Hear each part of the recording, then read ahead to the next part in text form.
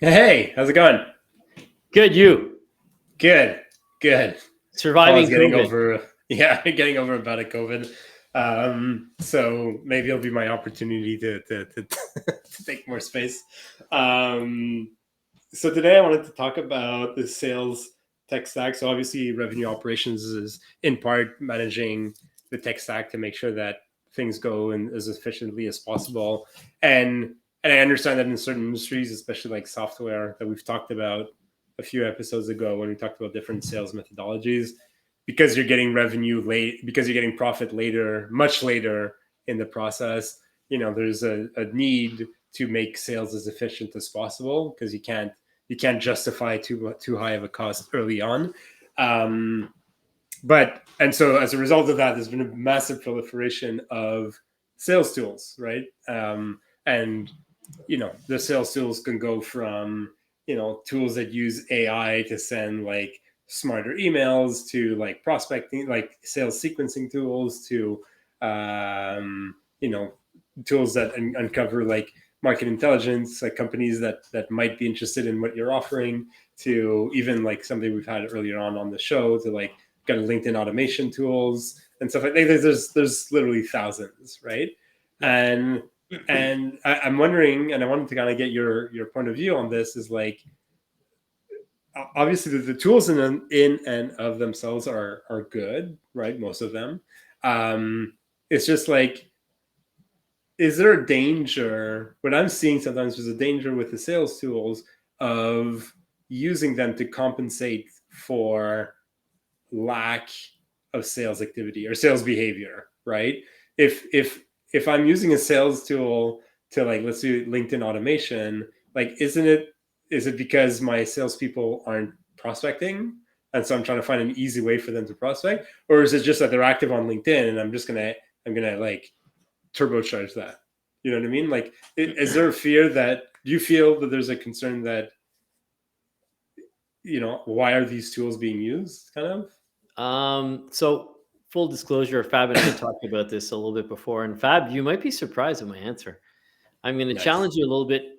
I actually, I think sales tools are great. I think any tool is great, but let's talk sales. Obviously, I think Yeah. sales tools are great because anything that facilitates or creates efficiency in your sales process, I think is wonderful. And I Mm-hmm. think it should be used. And personally, I use certain sales tools. I use LinkedIn automation sometimes, and I think it's great. And but I agree with you that if you've got a really bad salesperson and you throw all the sales tools in the world at them, well, they're not going to be any better, right? Mm. So the tool is to enhance the parts of the job that can be streamlined and Yeah. made more efficient. So whether it's like you said before, using AI to create better emails, whether it's using another sales tool that helps you write blogs on your LinkedIn, whether it's using LinkedIn automation. I think they're all absolutely wonderful. And the way I'd spin it back to an old episode, remember when we were talking about quantification and selling value, is that Yeah. if the investment into your sales tool is worth the amount of time you're going to save, then it's worth it. To me, Yeah. a sales tool is not going to make you a better salesperson, but it might save you time. So if, let's say, for example, your sales tool saves you 5 hours a week. Well, if you're 5 hours or more shitty, you're, you're 5 hours or more shitty. But if you're 5 hours of something you're really good at, well, then if you're getting 5 hours back of something you're really good at, well, then it creates efficiency. So then it Right. all depends on the investment required. And when I say investment, I don't just mean the cash out. I mean the time to learn it, the time to use Yeah. it properly. And I think Yeah. that's where maybe things fall apart often, is that people don't use sales tools properly. I mean, you and I have been talking about this for years, that, people misuse the CRM, and CRMs often used, old world CRMs were used to like sort of spy on their reps. And now you and I both know that a good CRM is is um, is an amazing tool for the actual salesperson. So Right. that's that. My first impression is no, the more the better. But if you're losing yourself, I think it's more a behavior thing. You said it before. So Mm. if it's altering your behavior, um, if it's just creating more bad behavior or more laziness and you're just hiding behind sales tools, well, then yeah, they're useless. But it's not the tool's fault. Now, and Right. I'm No, sure, exactly. yeah, but I'm sure there's some better and some worse sales tools. Yeah, I mean, like let's it's not about comparing different sales tools. Obviously, No, some are more powerful than others. Others are built by very early on companies, so there's a lot of bugs. Others are more established companies. Maybe there's price differences. There's all that. But I think what you said was interesting about what's the value and the quantification, and that because I think there is a real danger of, like, especially in a world today, like we're in almost halfway through 2022, and not almost halfway, maybe a quarter of the way done, and there's a mass. It's really difficult to hire people right now, and so there's maybe there's always been a fear of sales leaders of letting go of salespeople, but when it's even harder for them to hire, to when they know it's even harder for them to hire somebody else, there's a fear of letting people go. There might be a tendency of using these tools to compensate for lacks that are really not tool problem. The problem is maybe that not that the rep is inefficient. The rep is maybe it's that the rep is not the best, one of like good enough at what they're doing.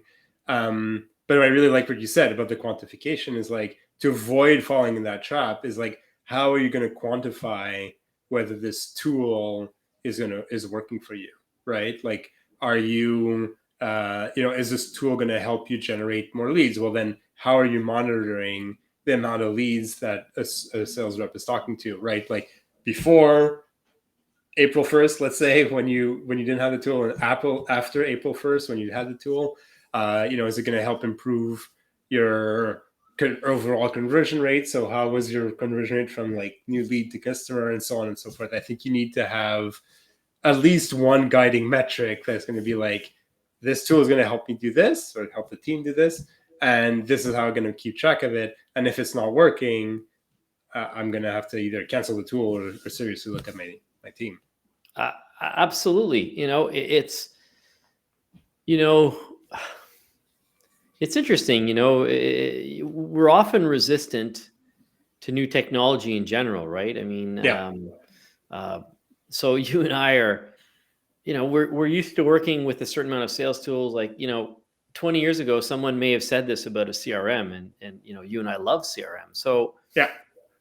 I think if you're adding a tool, no matter what it is, if it creates efficiency, and what I mean by that is if the value of the tool, if the investment of the tool it costs you less than the value it brings, well, then it's worth it. Yeah. Yeah. Yeah. It's that simple. And so, like you said, it's like, or like we're both saying, it's quantification, it's the value. What I think the danger is, and maybe what I would say the elephant in the room is that people might hide behind sales tools. They might, Mm-hmm. 20 or 30 years ago, the CRM was the be all end all, and they just thought, we'll put it in, it'll solve everything. Well, no, your tool is a tool. It's a Right. tool. You need the human being behind it to press the wrench. Right. You need the human being behind the keyboard to press the for now. Yeah. until AI or some kind of robot takes over the sales process. But I think we're saying the same thing, and it's interesting because I think a lot of naysayers will probably say, "Oh, tools are useless." I like the good old phone and a piece of paper and a pad, and there's some old school reps that like to work that way, and then there's Yep. some new reps that just really shine with tools and they use them well. So, I think it all depends. Like I Yeah. don't ride an e-bike. I'm like, well, why would I ride an e-bike? Isn't that like a motorcycle? I have a motorcycle. So if I want to go on my e-bike, I'll go on my motorcycle. And if I want to get some exercise, I'll go on my bicycle. It's like, what's the e-bike thing? Why do you, and Yeah. then some people say, oh no, they're great. And I'm sure they are. So it depends on the person, but it's Yeah. the same thing. It's the same thing. So you thought Yeah. And I COVID was like, shut me up, Fab. damn it. Not even COVID. Not even COVID will do it. Jesus, what do you have to do to shut this guy up? So what I find interesting what you said, because you also brought like kind of the flip side to the coin, right? Which is maybe more let's call them senior reps that are maybe very tool averse to certain tools, and even the more established tools like the CRMs and the email tracking. And at the end of the day, like the logic remains the same, is like, if you're tool averse and you're not using the tools, well, then how are you improving your sales approach, right? Because you don't know that, is Paul doing 65 calls a day? Is he doing 3? What's the messaging? How are people responding? Is he only engaging with people that he already knows? You know what I mean? Like, and if none of that is tracked, so that's the flip side of the coin, right? And so it always comes back to that quantification. Is like, what do I need to know? Like, I know some basic facts. I know how many clients I have, right, and how much revenue I have, because that's usually invoiced. So that's pretty straightforward. But then how do I go? Can I go back? How far back can I go? How far forward can I go? And that's where your tools come into place. But I think they need to have a very standoff. And because there's also the other danger of tools, right? Like, because they're all software driven now, and they're all like have a SaaS model, they're so inexpensive, right? Like $150 a month, $200 a month, $30 a month. So it seems like, this is like, whatever, $30 a month, you know what I mean? And so then you add in all these tools and it feels safer, but at the end of the day, it might be a trap. I mean, it might be valid and completely worth it, but it might be a trap too. Yeah, I thoroughly think so. But you have to gauge that efficiency, right? Everything's a tool, right? When I'm sure when telephones came out, the telephone came out. I'm sure that there were some salespeople saying, "Oh my God, you can't use a phone to make a sales call," and so everything is really a sales tool. And when they're specific, like we're seeing today, we just have to judge it with efficiency. But it really boils down, if you really look at it, it boils down to, are you hiding behind like some new fancy technology, as opposed to facing what you should really be facing in the case of poor behavior or lack of performance. Right. I'll never talk about results, right? Because you and I both said it's about your methodology. It's about what you say. It's about your performance. It's about your preparation. It's about your approach. But all these things, if all these things are enhanced by the tool, hence giving you value, and the tool is affordable, and you're not just, managing your tools 4 days a week and doing sales half a day a week, well, that then it's okay. If you're just wasting your time and it's not creating efficiency, you are. I don't know how many times I could say that, so just shut me up now. Yeah, and I mean, obviously it varies. I know one of the triggers for this episode came from a feature that I didn't really know existed. Like, HubSpot kind of can suggest like when you send an email, right, based off of like, I guess, overall open rates that they send. So I was going to send an email to a prospect, and I was going to send it, let's say, Monday morning, and then HubSpot suggested, oh, well, like whatever the exact time was, Wednesday at 2:30 or 2:35 tends to work best. So I was like, okay, whatever. It wasn't a rush, so I tried it out, and they replied. So maybe the tool works, maybe it doesn't. But I was like, I don't know if I would invest in this, but because I already have HubSpot and all that, and I thought it was interesting. So I think there's tools that work, there's value in them, but I think at the end of the day, it's about enhancing your performance, like we said, and not masking bad behavior, right? Like if I'm not sending an email, or if I'm not following up, and I'm desperately trying to find a tool that'll follow up for me automatically, well, the challenge is probably more that I'm not following up, and I could add on a tool to that to make myself more efficient, but it's not a replacement. Yeah, I mean, you don't want to be a 1970s or 80s car that they're just adding stupid features to try to hide the disadvantage of the bad engineering. You're not putting lipstick on a pig, right? So, and I don't know if that's sexist, but I hope not, or pigist or animalist. But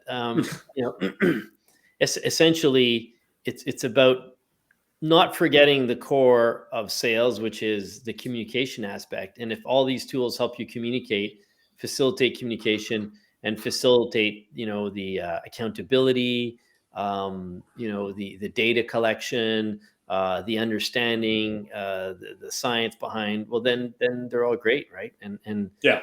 funny because before we started talking, before we started recording, you mentioned the tool that measures, that listens to your conversations and does an Yeah. analysis. And remember I just had the same glitch. Yeah. Remember the company we used to deal with, I won't mention their name, that would record your voice call and calculate how much time you were speaking. Yeah. Well, depending on the cost, I forget what the cost was, but that's a great tool, because if you're calling your prospects, you're doing 90% of the talking during a discovery call, it's a bad sign. Yeah. So I'm just picking out one specific tool. So I'm actually quite a gadget guy. I love tools. I like new things. I like new ways of doing things. I'm not. I know, age-wise, I might be older than the average young rep, but I actually love all the sales tools, and I love the new ways of enhancing performance with things that create efficiency. So I come from a bias of, oh, give me another tool, I want to try it out. Yeah. That's my bias.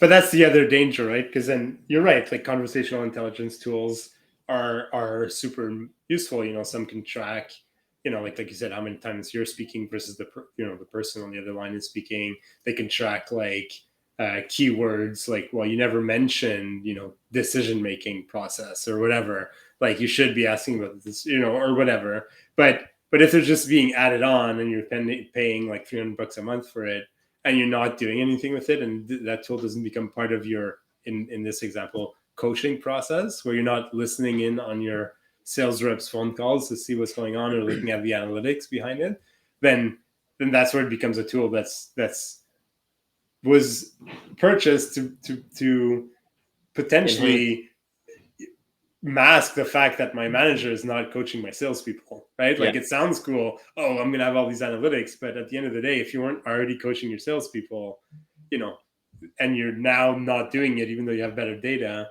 then that's the main problem.